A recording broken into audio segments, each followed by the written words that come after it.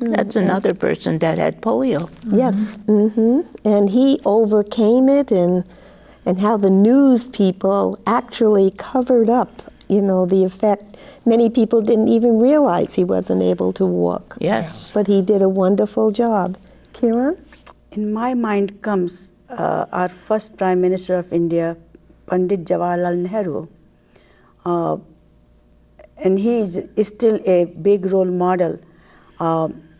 When he was going abroad, whatever the gift he was bringing, it is dedicated to country. And when he is out, he was not using government money, but he was using his own books loyalty and royalty. And that was a big thing, because today we see so many politicians how they misuse trust and the what you call taxpayers' money. But Pandit Nehru never did that, and his honesty, his writings, it's the biggest thing for us to look upon that. So his impact is enormous and very universal. Very good. Okay, Bonnie, how about you? Well, I don't have a particular person in mind. I was more thinking in the lines of the scientists who recently were able to map the genes and the DNA of the human body, which I thought was just a marvelous feat in itself. For a country to come up with innovations like that will be able to be used in years in advance and be able to cure diseases or figure out how to make life better for people, I think it's a wonderful thing. That certainly is. And now let's just take a little bit of a turn. What do you think is the greatest achievement the world has ever seen?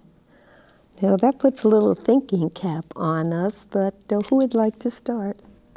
I can do that. The biggest thing what we need today, it is understanding and calmly thinking what is we are doing here. That comes from Mahatma Gandhi. His non-violence theory is one of the biggest gift to this world.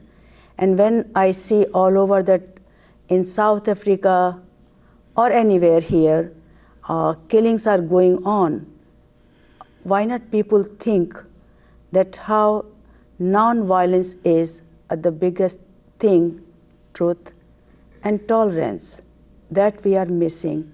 And I think that is the biggest thing if we read those things and find out about that and put aside our personal selfish motive, then we can achieve that. So that is an achievement that we can look forward to. Correct. If we could adopt this nonviolent and collaborative method, we would probably have greater peace and in the world itself. Now, what do you think the greatest achievement has been? I think medicine, that the way things have progressed, the medications. For example, my husband was in the hospital for quite a while, and he was allergic to the one medicine that they gave him, and there was no other. But then they came with a new experimental medicine, and it helped him, it cured him. So all these new medicines that they're coming up with, the new MRIs that they're coming up with, they could see everything so minutely now. It's just a wonderful, wonderful time for that. Research has really made strides over the year, and aided by technology. We're doing things today that would probably, be unbelievable in even 25, 35 years ago. Jean?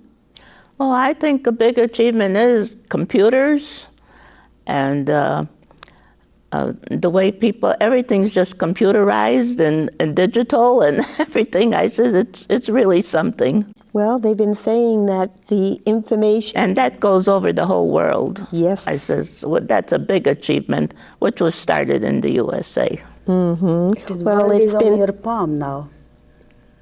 Excuse me? The world is on your palm, you know. Yes, well, they say that information is increasing so much that by 2020, the computer will hold more knowledge than the entire world does contain. It's really wonderful to think of a tiny little chip being able to do this. Bonnie? I look to Mother Teresa for some of the greatest ideas of all. I think her selflessness, helping people, and helping those who cannot help themselves. I think we'd all learn a lesson from her for public service, to do things for other people, not because you want fame or you want recognition, but because if you can make other people more successful and happier, then it gives you a great sense of happiness as well. Well, you know, achievement comes from those who do persevere amidst all kinds of difficulties. And though you may have great apprehension and you may have fear, it's the inner strength in yourself to always believe in yourself and to believe that you can do these things that actually makes achievement possible.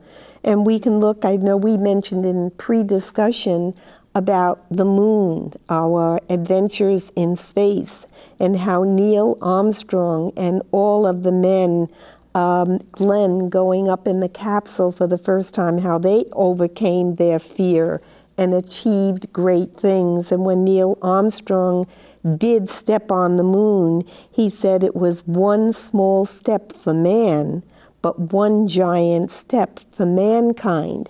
And I think everything that we mentioned today, you can change the words just slightly, but it does have a profound effect upon each and every one of us. Now, Foster McLean, who is sort of a very contemporary author, he said, "Trust yourself. Create the kind of self that you would be happy to live with all your life. Make the most of yourself by fanning the tiny inner sparks of possibility into flames of achievement." That was Foster C. McClellan.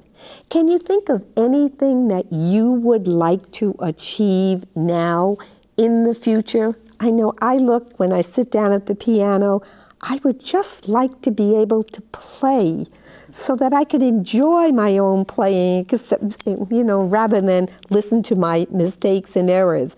I'm going to keep trying because I want to achieve. Can you think of anything that you would like to achieve now? I'd like to be able to travel more, to see so much. There's so many wonderful things in this world, to see as much as I could. Mm-hmm. And that would be an achievement because you really have to clear your calendar. Yeah. And get going. I mean, it's so easy to sit back and relax and not put forth the error. Can anybody else think of something you'd like to achieve now? Kieran, you're bursting. Remember last night we have a national night out? Mm-hmm. And everybody is helping. So that is, my motto is working together to make a difference. When we work together, and you can see everybody will come and help you. Once you have your unselfishness motive there and trying to help other people, you know. Mm-hmm. And that was last night. And that was certainly a very, very interesting night with everyone that came from the village and from the police department. And from the community. And from the community. We had an array of people, plus many, many seniors. It was one of many events that Kieran coordinates at the Bond, and we would love to have many more people enjoy this. Bonnie, could you think of something you want to achieve right now?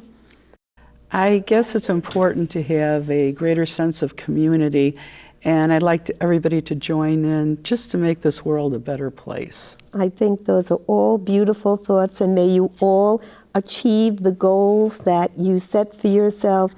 because a day that goes by that you don't have something to strive for and learn is a day wasted. And we would like many of you who are seniors not to waste your time, but come to the barn, share a nutritious meal, share the companionship of the people around, and enjoy the many events that take place there. Thank you for listening, and may God bless each and every one of you.